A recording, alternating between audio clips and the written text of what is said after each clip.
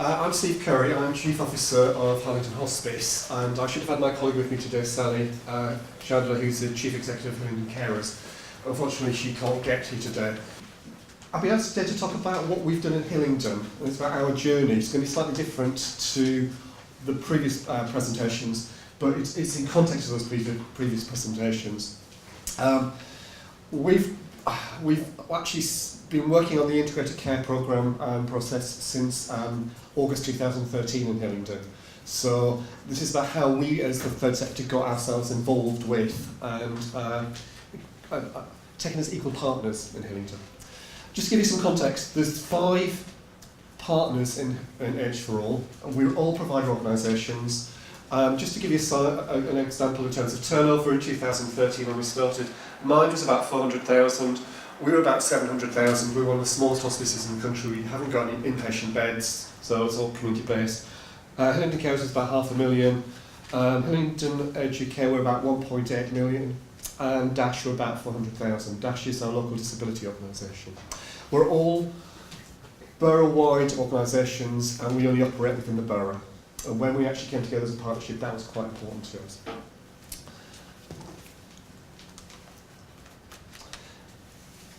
So back in 2013, we got together as chief officers largely, and actually we were looking at changes that were actually happening. Our Borough Council were already actually looking at aggregating contracts to have one provider to take on contracts for one contract for all providers. And we'd already actually were picking up that the NHS was starting to look at accountable care partnerships, or at that point we were talking about pathway commissioning. So we'd done our sort of environmental scanning, and we actually realised we needed to do something to actually sort of position ourselves. We also knew that collectively we were much stronger than we were individually. So we actually decided to work in partnership. At that stage it was very informal. The form H4 was originally 4 partners. At the hospice we were late into the game, but we decided to keep the Hillingdon4All, or the H4, as we're going through it. And the other thing we were aware of is at that point there'd been some major changes in the 5 organisations. 3 of us were new chief executives at the time, and 2 were actually established. So it was actually a really good opportunity to share that learning, and for the more experienced executives for the borough to pass on that learning that they actually had.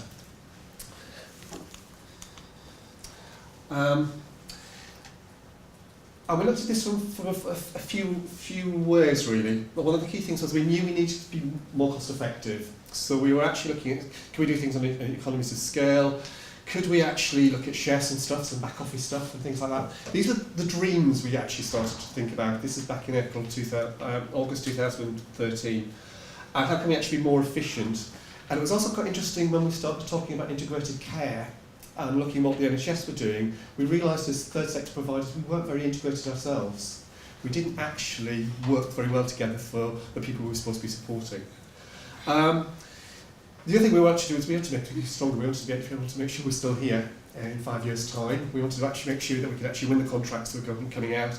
And to be quite honest, we wanted to keep the competition out. We wanted to keep any national bodies out. So if there's any national bodies in the audience, we're not afraid to say that. The other thing was we really wanted to actually look at, we knew there's gaps in services. We knew that from the people we were working with. Out of the 5 organisations, we had contact with over 25,000 people in the borough. But at that point, it was just under 300,000 turnover population. We knew things weren't working right, so we wanted to do something different, make some changes to that. And one of the things that we also tied into is the whole systems, integrated care and the Pioneer programme. That was our point where we actually decided to go from something that was informal to something that was formal. We knew that was coming up. We'd actually picked up that the North West London were looking for pilots, and we knew Hillingdon were pulling something together. And so we actually sat down and worked out how could we get taken seriously as a partner in the Hillingdon bid. So we sat down and worked out, well, what's a credible offer for us? What can we bring that the health sector, because in Hillingdon the local authority weren't involved in it, what can we bring that was a bit different? We knew what was coming up in terms of the whole issue about this was about being patient-led, being much more person-focused. So we knew we had the experience of that. We also knew from our experience that actually NHS providers were not very good at personalised care.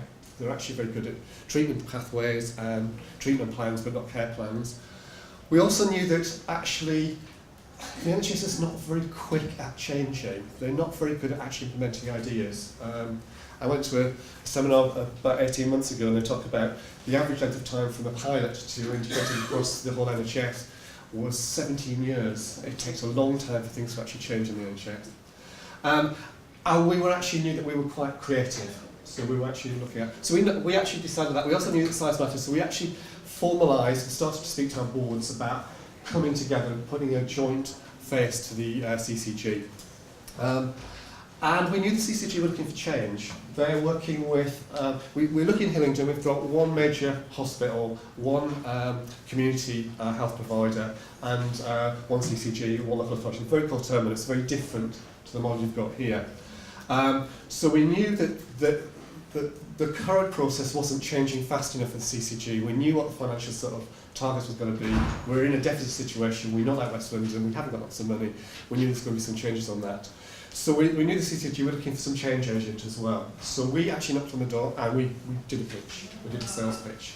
And talking about that wall and that door earlier on, the door was actually opened for us, and we stepped in and we just made sure the thought was, keeping that door open, and we've been there since September 2013. We actually knocked on the door there.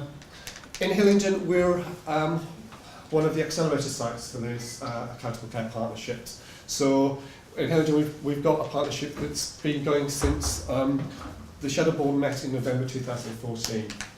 And there's 4 partners in the Hillingdon Healthcare Partners. So we've got the Acute Hospital Trust, which runs Hillingdon Hospital. We've got CMWL, which is one of the larger community trusts, and in Hillingdon they do both mental health and community services. And there's a GP Federation, which is just about to form. We had 6 networks, GP Net, when we started. We're now down to, we're probably going down to 3 and 1 federation. We're just doing the final stage to that, and H4All. We got ourselves in there as a full partner right from the beginning. So from that first board meeting, we had 1 vote, the same as the other partners on that, which was quite critical for us to actually get in there. It's not been easy. This is our governance slide for last year. This is the commissioning bit, but everything from the middle onwards, we're involved in. One of us sits in, at least one of us sits in all of those meetings. So that's right from workstream redesigns, the clinical redesign group, right through to the provider board. I sit as the lead officer for H4All on the provider board, and I take turns in chairing it. We have a rotating chair. So I actually take part in that. That's the level of integration we've actually got in Hillingdon. This is the model we started with in terms of, we haven't got an updated model. It's quite a confused picture, but it's basically, it was about looking at how to target support to individuals and to wrap the care around them. So there was very much around low support, high support, and if you can see on that one, this carrot here is the third sector, and we're involved in all of those sort of those spaces. This was the start of the core design bit. The bit that's been really interesting the last year, what we've called the grey box down the side, which is all the services that are commissioned by the CCG. We're now actually looking at redesigning those and changing those so they're actually meeting people's needs. One of the things that we've actually done from Hillingdon, we knew we need to do something slightly different. And the CCG asked us, well, what could we contribute? If they give us some money, what would we contribute? So what we did is we looked at the then primary care navigator model that was working in Hillingdon. Edge UK had 6 pilot navigators. Some had been successful, some hadn't been successful. And we actually looked at some best practices around the world, did a lot of research. So we came up with a new model. So we're the wellbeing service, it's actually branded H4All. It's been really quite interesting because we thought we wouldn't actually use the H4All brand to the general public. We thought it was just going to be business-to-business sort of brand, but actually it works. And the team is made up of seconded staff from all of the partners. So it's not actually so it's owned by all of us. We've used the patient activation model, that was very much as a sort of a driving force to think behind it. And from April last year, we actually got a contract from the CCG for 130,000 to set up this process. We've had, the first 10 months, we had over 1,100 people referred to us. 44 out of the 46 GP practices have referred to it. We've done the first 9 months, we've checked back, and we've saved, for every pound invested, we've saved £2 in terms of acute admissions and activity there. And we've not even actually started to look at what we've actually saved around GP practices. So it's actually been very effective. But what we also done is was very much for us thinking about how that becomes a single point of access to the third sector. Because what we do know is we find the third sector complicated, so let alone GPs and other healthcare professionals. So what we've actually sold to them is that we want a telephone number, because where we had the primary care navigators, they were linking to GPs, and GPs were referring just to that primary care navigator. We now changed the system so we've got one point where all referrals come through the single team, so we have a triage element of it. So we're using PAM to target where to put the resources. So we're actually targeting resources very much to those people who need it. But we always knew that was going to be the starting point in terms of adding extra pieces of services. So this one's largely for people over 65, but I was in talks yesterday about extending this out to long-term conditions, and the first group we're going to be working with on a pilot basis is people with diabetes. What's next? From the ACP, because I haven't put this up here, but listening to other people, just to let you know where we're at the ACP, we're about to sign an alliance agreement in Hillingdon to move to fetching all of the pool budget, or some pool budgets together for around older people. The pool budgets in Hillingdon will be 32 million in the first year, and the second year will be over £90 million for services for older people. The agreement will be signed before the end of this month. We've been working on it for the last 6 months. Having said that, we've been developing on the work we've been doing anyway. So there's been a lot of changes happening. So things like our piece of work, our wellbeing service, is been part of that. But we've been also looking at testing out things which we call care connection teams, which is similar to the hubs that you're talking about Westminster, but grouped around groups of GPs. So we've got 15 of those teams across the borough, and are becoming the focus of actually that community-based health and care services. So we're actually really embedded into all of that. We're looking at service design, we're looking at how we function and all sorts of things. We've looked at internally, we've got down a shared finance function. 3 of us are actually in the process of recruiting and delivering a shared finance team, fetching our finance teams together, which is going to reduce our costs and increase our viability. We all had to get, to do this and to be a full partner of the ACP, we needed to get the information governance level 2. So we've done that collectively. We had a team from all of our organisations work on that. And we actually got a virtual first, and it's now been cascaded down to the rest of us. So we're developing those policies centrally and sharing them out. The other thing is, yesterday was the first day for the new head of our new counselling services. Ourselves, Mind and Hillingdon Carers have counselling services we've actually brought together as one team. We were actually reducing costs by about 15k on that one, but what we're also doing is increasing our stability and strengthening our offer that we can actually sort of bid for the pieces of work. And 4 of us are actually chipping in for a volunteer coordinator work and recruiting some additional stuff for us. Externally, we're looking at how can we, one of the things we were very clear is, right from the beginning, we were a provider group. When we looked at pulling this together, we knew it was going to take a lot of time and energy, because it does take a lot of time and energy. We knew we couldn't actually we need to work with organisations that had the resources to work with us and to actually move it forward. We were also very clear that we actually had to become a conduit to the rest of the third sector, and not just hoover up all the contracts and things like that. We knew that we worked very closely as partner organisations with smaller community-based organisations, and they actually had extra value to what's going on, and they quite often freezed out on that one. So when we actually developed the wellbeing service, we actually got a community development post in that, and that person's been working with the smaller groups and community groups to develop their links and to make sure referrals are actually going to them and supporting them as well. We've also done, we've got a piece of work we're doing to help GP receptionists look at how they can better signpost. It's part of the NHS forward view for GP practices, primary care. We've also done most of the training around care planning for GPs and primary care in the borough as well. So we've run them up, involved in the master classes for that. learning from us. Looking back on it, that clear strategy, which felt quite visionary and quite almost out of reach, and was, I think, it was far too blue skies, actually worked for us. And the other thing I said to you is, before it came when you're going into these structures, but for us, it was very clear for the business, because once we started telling people we wanted to do this, the commissioners, both health and local authority, liked it. So very quickly we reached the point of no return. It wasn't, we thought we had a year or two till we actually got the boards to sign up on that. To be honest, it happened within about 2 or 3 months. We were allowed into the positions of power and seats of power, and once we were in there, if we pulled out, we would have had some problems. And we did have some shaky times. One chief executive changed over and then he pulled out when they came in and said, why are we working in partnership with you? And then they suddenly realised actually that would have some problems for them. But also what we've become aware of is that we have to collectively survive, and the integrity and the reputation of one is all linked to the other. Huge investment of time. We did get some money from the CCG, not a lot, we only got 30,000 to do our pieces of work to set ourselves up. But what we have done is we've got some money to backfill some time, because all those meetings is quite a heavy workload to get involved in. What we did is we agreed the same point that they did for the GP networks that they were setting up. They pay for GPs to attend meetings, so we negotiated on the same, and they backfilled. I get backfilled 1 day a week at the moment for my involvement in this.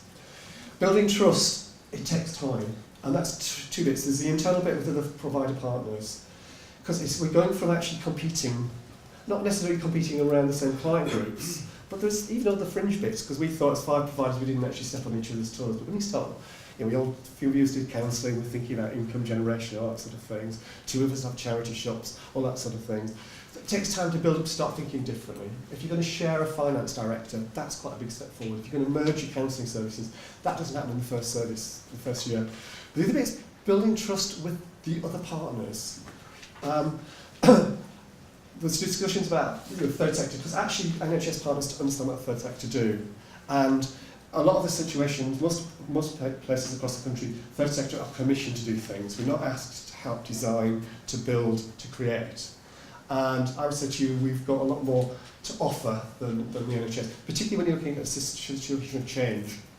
The NHS trusts, particularly the 2 big trusts, find it hard to do things differently. So we actually have been very much an agent of change and to help force stuff through. And it's taken us a while to do that, and we've had to learn and be strong. I've done a lot of reading. I've learned a lot about NHS. I almost speak it fluently now. The actual board, because we've actually set up a community of interest company, which I've skipped over the slide on that one. That was set up in September 2015. We got all the 5 boards together, they agreed to follow it through, 1 representative from each board, we become directors of that.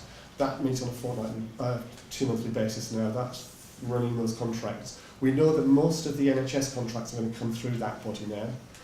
We'll be moving away from individual contracts, so it's one of the reasons that we were interested in it. We want to have some control over that.